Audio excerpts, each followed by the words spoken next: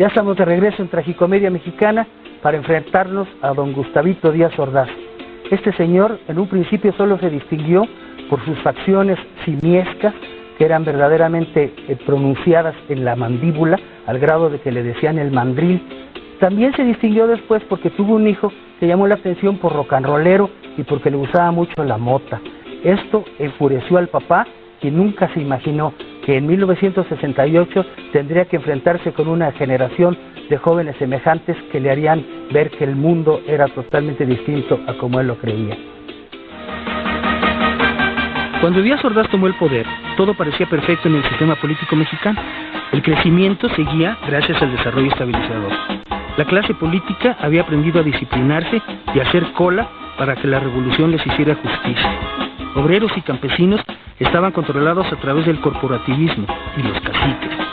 Los ricos sabían que el nuevo mandatario estaba hecho a su medida y Estados Unidos toleraba condescendientemente a su folclórico y autoritario vecino. El gobierno se ufanaba de la democracia, había libertad y respeto a los derechos humanos. México había encontrado un sistema único en el mundo. Por eso no extrañó que nuestro país fuera elegido como sede de las Olimpiadas de 1968. No alarmaba la persistencia de la guerrilla de Genaro Vázquez en Guerrero, ni las protestas sociales, como en el conflicto de los médicos residentes o los problemas universitarios de estudiantes rechazados que motivaron la salida del rector Ignacio Chávez, ni las rebeliones en las universidades de Michoacán o Sonora, ni el fallido intento de asalto de un cuartel en Chihuahua o la aparición de una nueva guerrilla encabezada por Lucio Cabañas. Tampoco, por supuesto, la sempiterna carestía, la explotación de los pobres, la corrupción omnipresente, el incontrolado crecimiento demográfico, la devastación ecológica, la rebeldía sin causa de los jóvenes, el machismo, el racismo, el clasismo, el autoritarismo, los prejuicios y las convenciones sociales que se habían extendido a casi todos los estratos de la sociedad. No importaba que un despistado como Carlos Madrazo creyera en democratizar al PRI, se le destituyó de la presidencia del partido oficial y después un oportuno accidente lo borró del mapa político. Todo es posible en La Paz, decía el gobierno orgulloso, pues además de sede de las Olimpiadas, México también lo sería del Campeonato Mundial de Fútbol en 1970. Además, contribuíamos a la paz mundial con el Tratado de Tlatelolco, que obligaba a la no proliferación de las armas nucleares. Ni Estados Unidos ni la Unión Soviética lo suscribieron, pero esos eran detalles sin importancia. ¡Viva México, señor!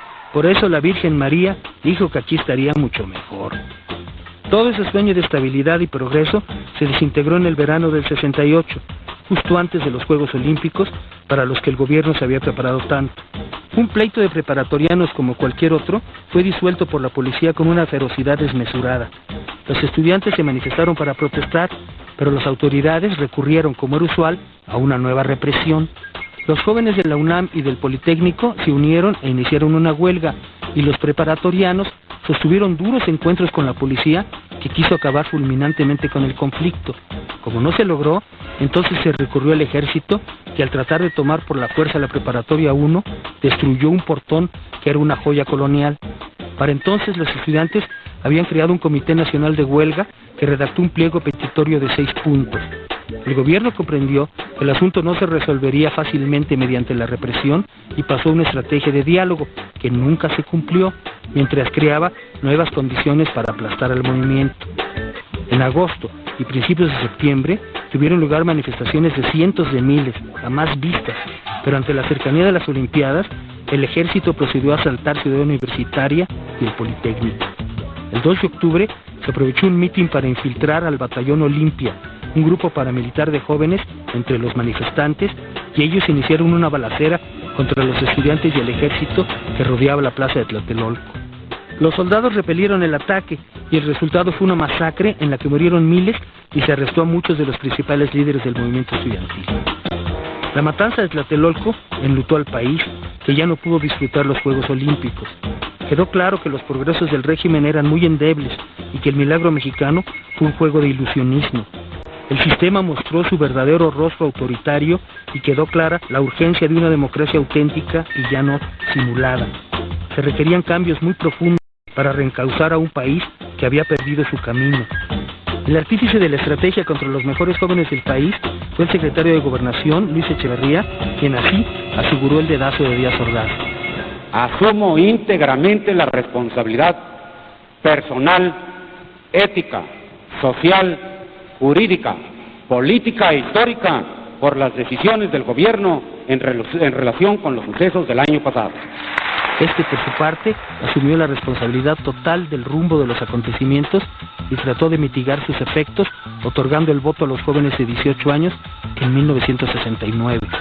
Después, contempló atónito cómo Luis Echeverría dejaba de ser el servil y discreto funcionario que no se perdía la hora nacional y se volvía locuaz e hiperactivo. Díaz Ordaz estuvo a punto de rectificar su decisión, pero ya era tarde. Horrorizado comprendió que le había dado el poder al que lo convertiría en chivo expiatorio de todos los males de la nación.